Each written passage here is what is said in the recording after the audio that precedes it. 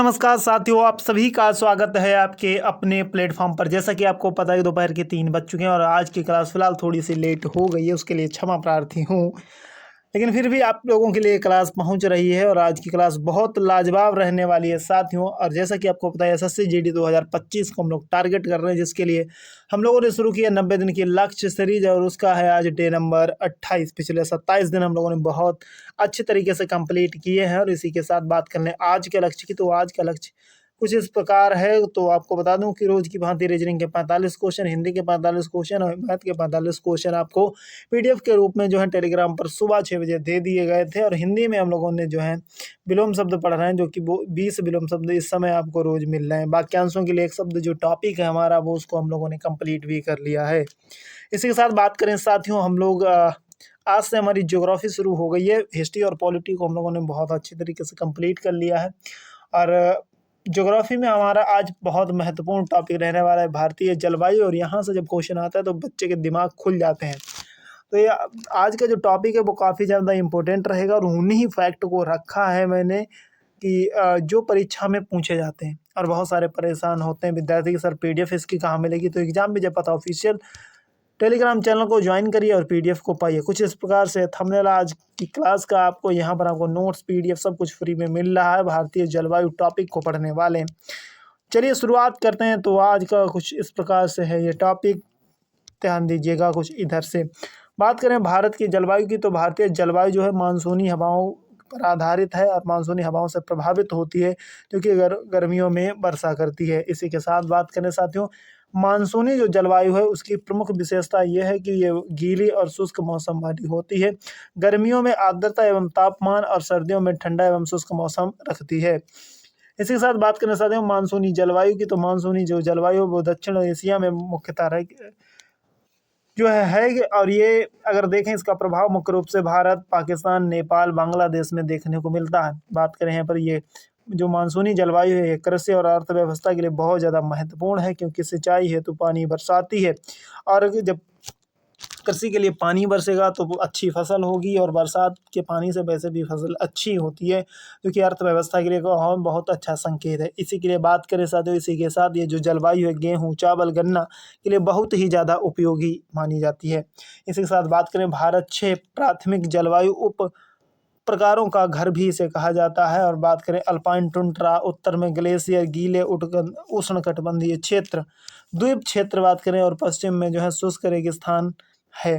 वहीं पर बात करने साथियों देश का मौसम, जो देश का मौसम विभाग जो है अंतर्राष्ट्रीय समुदाय को 4 विभागों में बांटता है। जो कि पहले की बात करें तो पहला सर्दी, फिर गर्मी, मानसून और पश्च मानसून अवधि।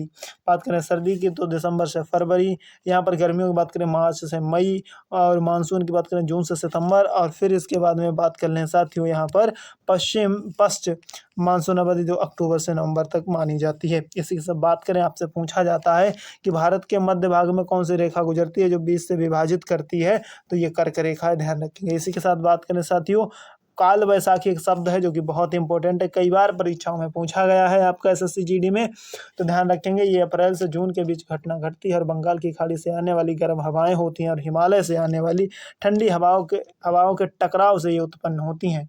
गर्मियों में पश्चिम बंगाल में गरज के साथ होने वाली वर्षा है, उसी को काल वैसाखी कहा जाती है। और तेज पवनें चलती हैं, बिजली गिरती है और इसी के साथ ओलावृष्टि भी होती है, तो इसी को काल वैसाखी कही जाती है। इससे रिलेटेड एक और क्वेश्चन पूछा गया कि लू क्या है, तो लू की बात करें मई से जून तक चलती है। उत्तर भारत में चलने वाली प्रमुख गर्म हवाएं हैं जो बहुत एकदम चेहरे पर गर्म गर्म लगती हैं, और आपने फील भी किया होगा। निर्जलीकरण और हीट स्ट्रोक के कारण ये उत्पन्न होती है। इसी के साथ एक शब्द और बहुत महत्वपूर्ण है जिसको महावत कहा जाता है। शीतकालीन वर्षा की कुल मात्रा का स्थानीय नाम है। जो शीतकाल में कुल वर्षा होती है उसको महावत कहा जाता है, कि हाँ भैया महावत हो गई है। इसके बाद करें ताहिती, एक इम्पोर्टेंट शब्द है। ताहिती काफ़ी शुष्क सर्दी होती है, उसको ताहिती कहा जाता है। और प्रतिमाह औसत वर्षा इसमें जो है 20 से 40 मिलीमीटर होती है। इसी के साथ 0.79 से लेकर 1.57 इंच तक ये वर्षा होती है। ये मानसरोवर जो है एक ऐसी जगह है जहाँ पर विश्व भर में सबसे ज़्यादा वर्षा होती है, और मेघालय में ये स्थित है। मेघालय के पूर्वी खासी हिल्स पहाड़ियों जिलों में स्थित है।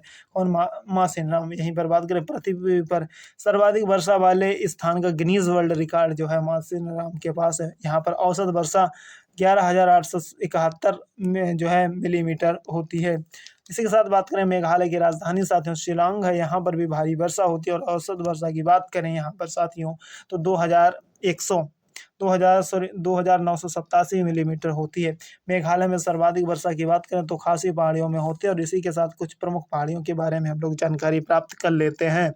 इसी के साथ बात करें साथियों अरावली पर्वतमाला जो कि राजस्थान, हरियाणा और गुजरात में फैली हुई है। इसी के साथ नीलगिरी की पहाड़ियां आपसे इतना ही पूछा जाता है शशि जी इनको कि ये कौन सी पहाड़ियां कहाँ पर स्थित हैं, ये इंपॉर्टेंट है काफ़ी ज़्यादा।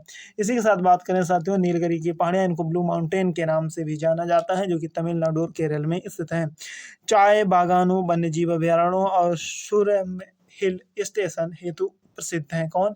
ब्लू माउंटेन या नीलगिरी की पहाड़ियां। इसी के साथ बात करें साथियों नेक्स्ट यहाँ पर बात करें शिवालिक की पहाड़ियों के, तो यहाँ पर साथियों उत्तरी भारत में हिमाचल प्रदेश, उत्तराखंड, पंजाब और हरियाणा में फैली हुई हैं। इसी के साथ बात करें ब्लासम फ्लावर की बात कर लेते हैं। प्राकृतिक घटना है, बसंत ऋतु में होती है और केरल में फूलों की बौछार के लिए जाना जाता है। और इसे फूलों की बौछार से ही जो है वहाँ की पहाड़ियाँ जो है पूरी तरीके से ढक जाती हैं। साथ ही इसी के साथ बात कर लेते हैं सफ़ेद और गुलाबी फूलों से ये ढका रहता है। नार्वेस्टर एक शब्द पूछा जाता है बहुत ज़्यादा, तो नार्वेस्टर के बारे में आपको बता दूं बंगाल प्लस असम में भयानक तूफान आता है, इसको नार्वेस्टर के नाम से जाना जाता है। यहीं पर बात करें ये वर्षा, जूट, चाय जो है यहाँ से साथियों बात करें ध्यान रखेंगे ये वर्षा जो है जूट, चाय, चावल के लिए उपयोगी है। और प्रमुख भारतीय ऋतुओं की बात करें साथियों ग्रीष्मकाल ऋतु की बात करें साथियों गर्म आर्द्र तापमान यहाँ पर 40 डिग्री सेल्सियस से अधिक रहता है। और वर्ष के सबसे शुष्क महीने अप्रैल मई में ये वर्षा जो है ग्रीष्म ऋतु पाई जाती है। इसी के साथ बात करें साथियों मानसून ऋतु की, तो भारत के अधिकांश भागों में वर्षा लाता है। कौन? मानसून। ध्यान रखेंगे। इसी के साथ बात कर लेते हैं साथियों जून और सितंबर में होती है और ये बाढ़ और भूस्खलन का कारण भी बनती है। इसी के साथ बात कर लेते हैं साथियों शीत ऋतु की, और शीत ऋतु की बात करें तो ये जो है तापमान इसका 10 से 25 डिग्री सेल्सियस रहता है। दिसंबर से फरवरी में ये होती है और उत्तर भारत में सबसे ज़्यादा सर्दी होती है। इसी के साथ ये जो जितने भी महत्वपूर्ण चीज़ें पूछी गई हैं एसएससी जीडी में अभी तक उनको सभी को इस वीडियो में डिस्कस किया। अगर वीडियो पसंद आई है तो वीडियो को लाइक करिएगा, शेयर ज़्यादा से ज़्यादा विद्यार्थियों तक कर दीजिएगा। और चैनल पर पहली बार देख रहे हैं तो आप सब्सक्राइब कर सकते हैं। कोई भी कमेंट, चिंता, समस्या, आफत आपको परेशान करे तो उसको कमेंट बॉक्स में ज़रूर लिखिएगा। ठीक है साथियों, मिलेंगे फिर सुबह 6 बजे एक नए लक्ष्य के साथ। जब तक के लिए आप सभी को जय हिंद।